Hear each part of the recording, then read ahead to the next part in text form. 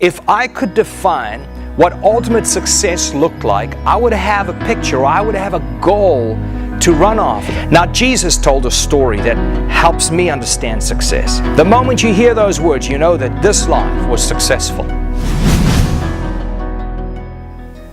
One of the problems that seems to be so common amongst all people is aimlessness.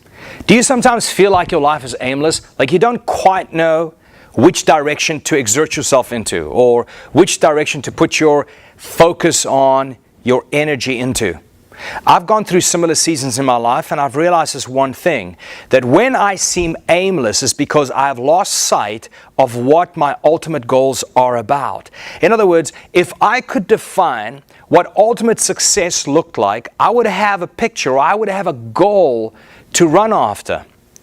But sometimes that picture becomes very dim and vague. I remember in elementary school playing rugby. Our Afrikaans school was playing against an English school, and we were 1 hour into the game and both teams were at 0. Nobody had scored. It was extremely hot. I was exhausted, but I think I was also a little dehydrated at the time. The ball lands in my hands. I saw an opening and I just darted into that direction. The line was right in front of me, and like a hero, I dove across the line and put the ball down. For those of you who play rugby, understand. Well, in my mind, I was a complete hero at the time because I was going to score for our side. Only to look around and saw nobody was celebrating, nobody was excited. On the contrary, people seemed shocked. Only then to realize that that was not the goal. That was not the right line. I had jumped over the wrong line. It was the quarter line into the wrong direction. I almost scored for the opposite team. And needless to say, I had no friends after this game. But oftentimes people live their lives that way. You know, they just run after any kind of goal only to find out that it wasn't true success, because they didn't start off with the right definition of success in mind. So what I did was, I pulled up a few famous names, and I want to read to you their quotes on how they define what it means to be successful in life. I'd like to start off with Richard Branson. He's a billionaire, and he said, I quote, "In my opinion, true success should be measured by how happy you are. Mark Cuban said, to me, the definition of success is waking up in the morning with a smile on your face, knowing it's going to be a great day. Warren Buffett said, I measure success by how many people love me. Then Maya Angelou said, success is liking yourself, liking what you do, and liking how you do it. Former President Barack Obama said, success isn't about how much money you make. It's about the difference you make in people's lives. Now, Jesus told a story that helps me understand success.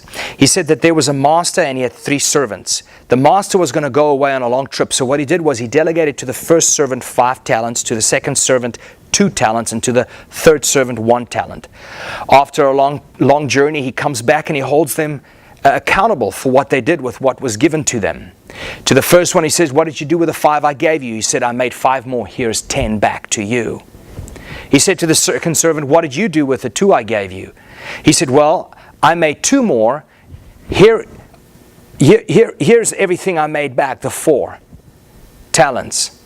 Well, the master responded to those 2 servants, well done, good and faithful servant. You were faithful over a few things. I will now make you ruler over much. Think about that. Number 1, the master didn't just celebrate them for their faithfulness, but he also promoted them. And he said, enter into the joy of the Lord.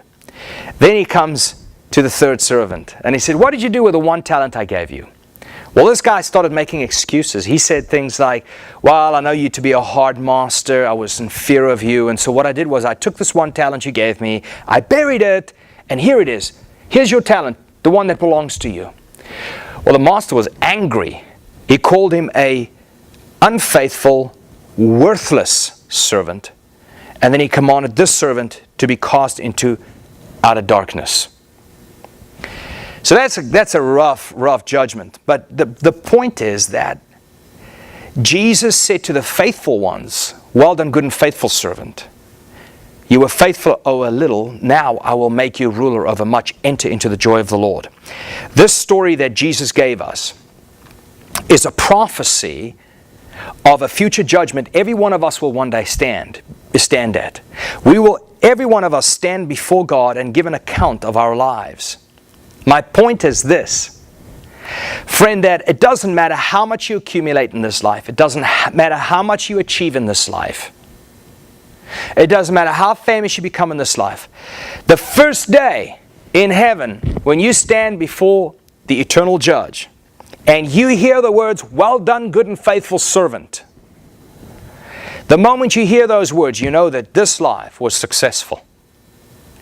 But not hearing those words means this life was a failure, no matter how much you attained, accomplished, or achieved. So I want to encourage you not to live towards the end of this world, but live towards the beginning of the next world. Make that your ultimate goal. Make those words your definition of true success in this life. And only when you are able to define true ultimate success will your life no longer be aimless.